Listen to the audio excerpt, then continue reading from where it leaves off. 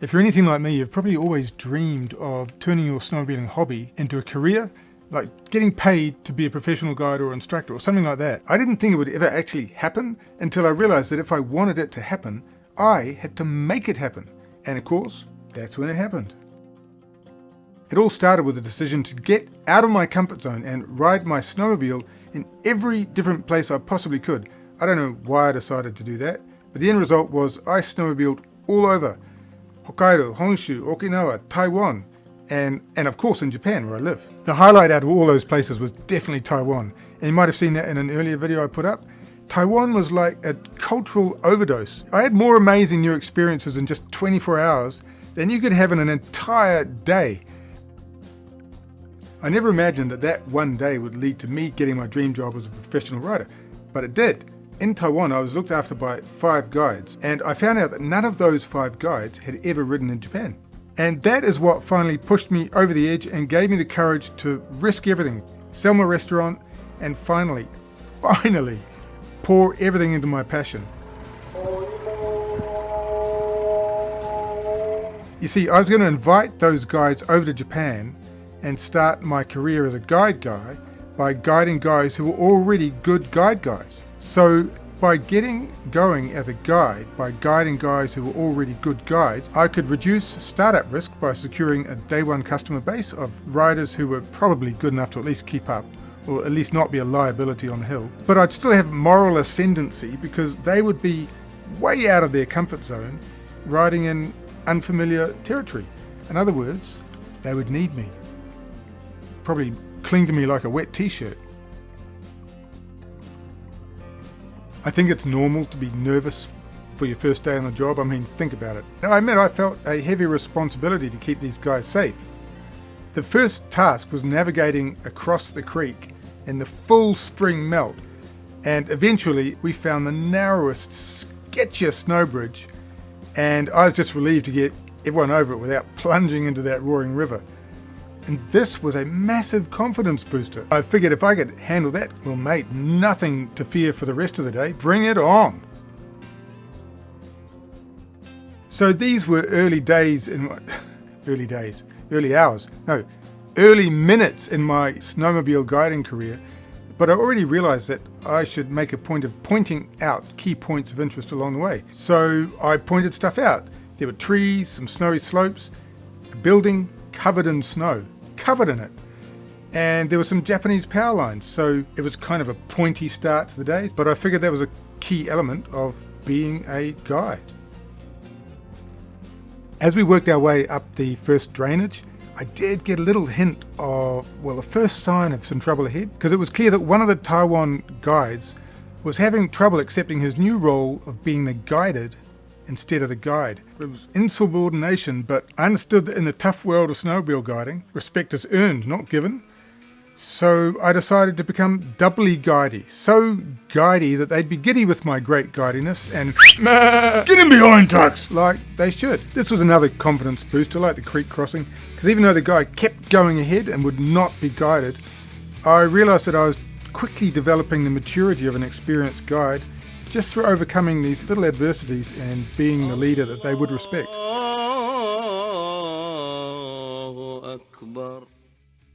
And don't get me wrong, I wasn't taking any shortcuts. I'd been putting in the work to earn their respect, to make them respect me from the get-go. On the drive to the zone, I'd already given them a full explanation of how gas stations work in Japan, the nozzles and pumps and different payment methods and everything. And my students had responded really positively.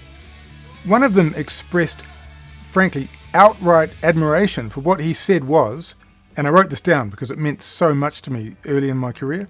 He called it my willingness to share even the most trivial information in excruciating detail. Now, I've still got to look up a few of those words, but what I took from that is that I had that guy's respect before we were even on the snow.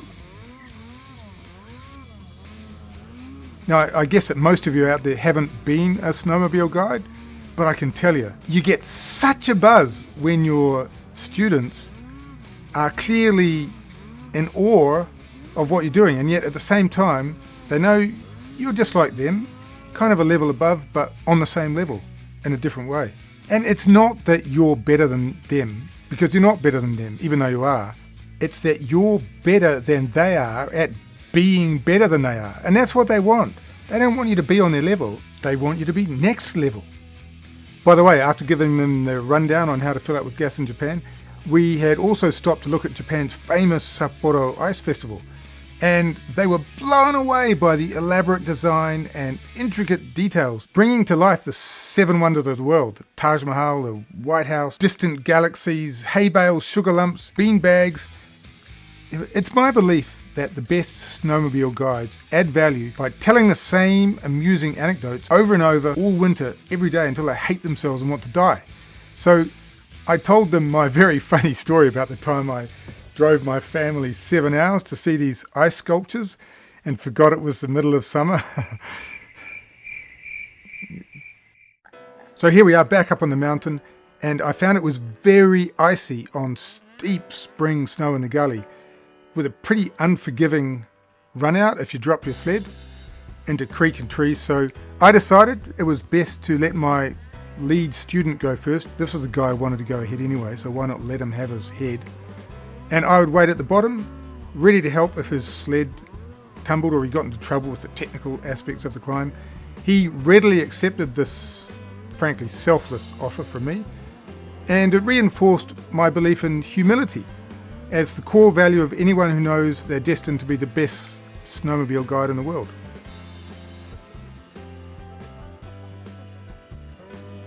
So I kept leading my guides, guiding my leads, or leading my students as a guide deeper into the backcountry.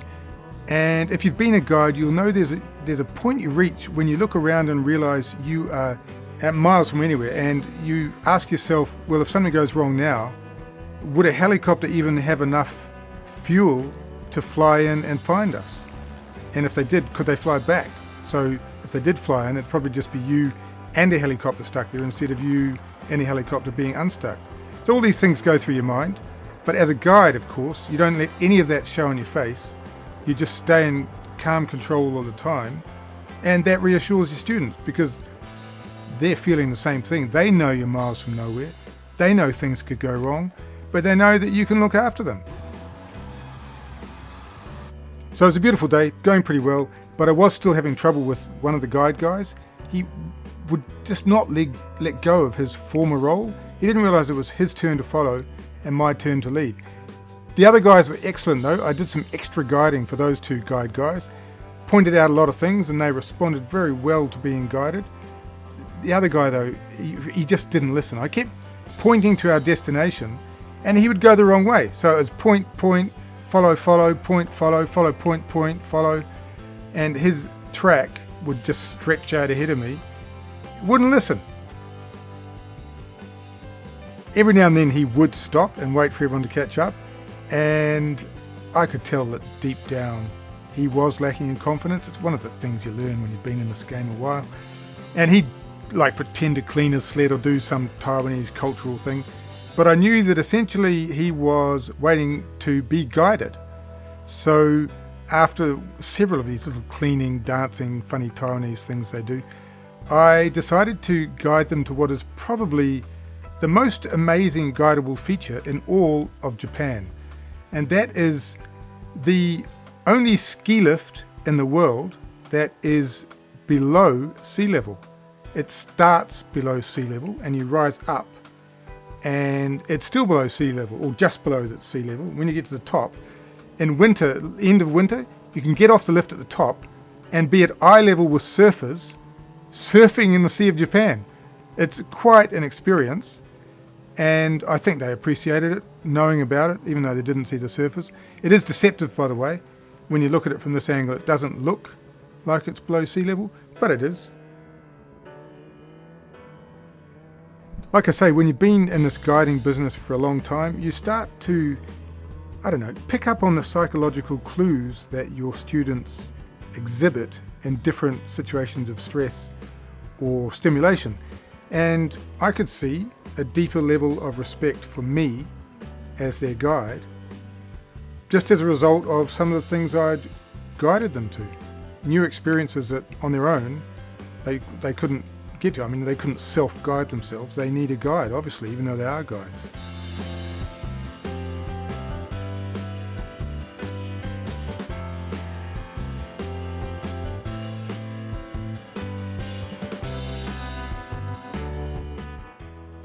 Nearly lunchtime, so we headed up the hill and went from what was the lowest guidable point on planet Earth, below sea level on snowmobiles, to the highest snowmobileable point in Japan anyway. So you could call that a metaphor for the day, from the low point to the high, the lows and highs of being a guide, except it wasn't and it isn't, so we won't. But we headed for this ginger on top of this peak, which is named after the colour of the rust on the roof. Quite funny really, but it's funny. Japanese and English are the same in some areas. Ginger's one of them. Now let me tell you what, I learned something that I hadn't picked up when I was in Taiwan with these fellas. I learned that Taiwanese also slurp their noodles. I seriously thought that was just a Japan thing, but these dudes, they were slurpers.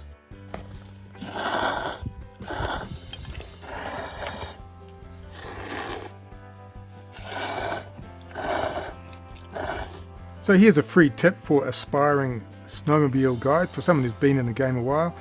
Have an open mind. Your students are probably stupid morons with nothing to teach you, but randomly you might learn something. I've told you before not to slurp your orange juice. You cannot be serious! But frankly, it was more in the natural order of things for me to teach them stuff rather than humbly pretend to learn stuff about them. So I decided to give them more of a cultural experience as well. And seeing as we didn't have any Japanese with us, I had to be the cultural interpreter for the sacred nature of this ginger-roofed ginger. So I don't want to get too much inside baseball here, but to be honest, I actually couldn't remember how the hell that dance went. So I had to kind of add in a bit of New Zealand stuff and a few other little movements I've picked up over the years. I don't think they noticed. They were blown away by just the cultural nature of it all. It's pretty convincing, and I made up a little story about what all these things meant, and they figured it was all pretty much authentic. So that was a home run for me, for them, and I think as a guide, you know when you've earned trust. You see it in their eyes. Later in the day, after pointing out a few more things, I guided my disciples to a big hole to give them one of my favourite set-piece anecdotes. The thing is, 3 years ago I rode into this valley and I found one of these Japanese goat deers in this exact hole. And when I came back next week, it was still there. And I came back the week after that, and there were 2 of them in the hole. And in fact, those goat deers stayed in that hole all winter. And the goat deer hole became a bit of an attraction. And anyway, I always wondered why the goat deer stayed in that hole instead of getting out of the hole and getting on with their lives. So I did some research and I found that goat deer don't care where they are. And in fact, it's not even that they don't care, it's they can't care. They are not capable of caring where they are.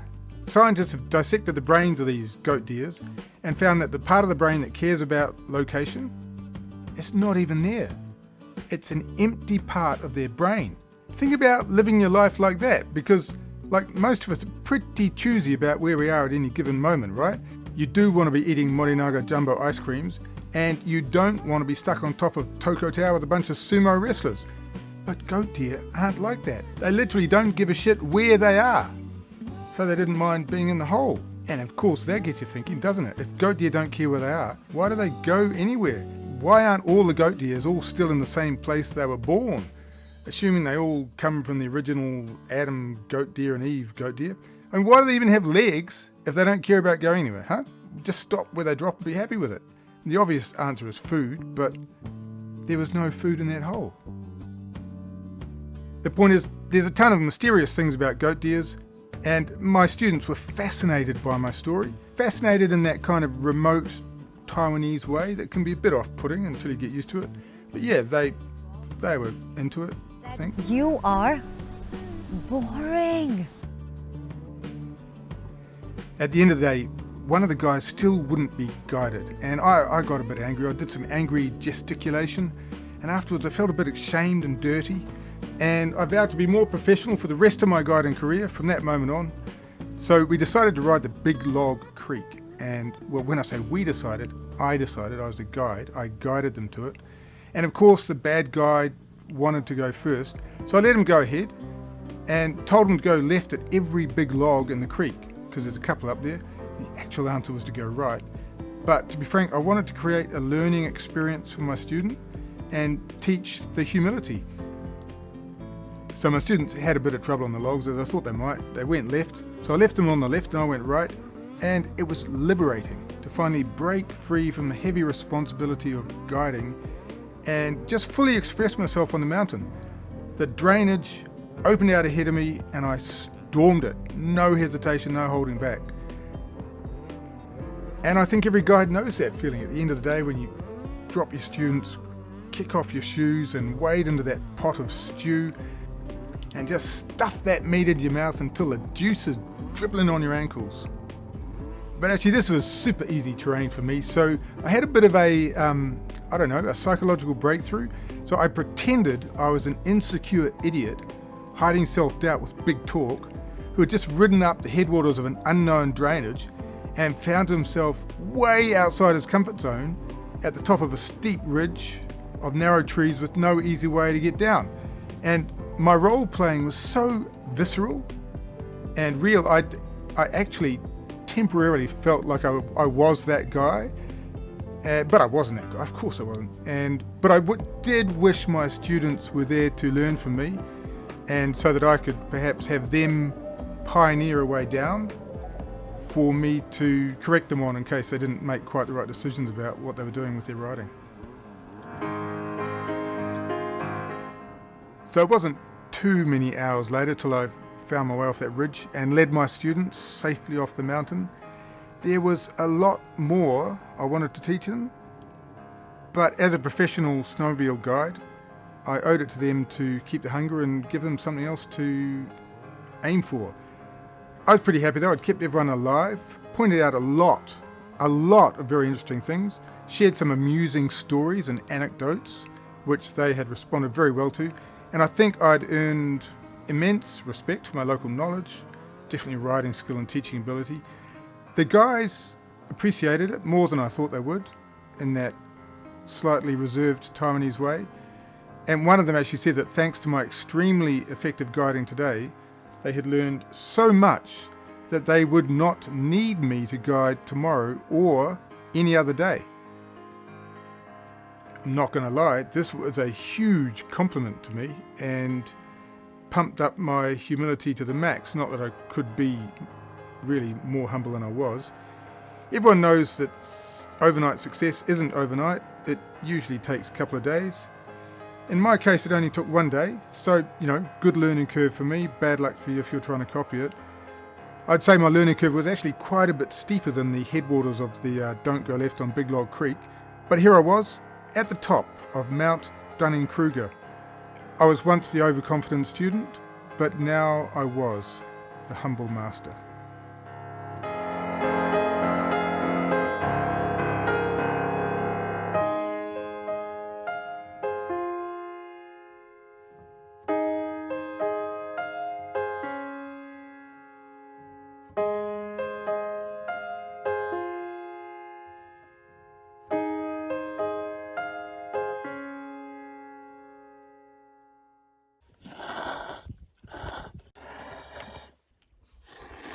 The drink was slurped. Jesus!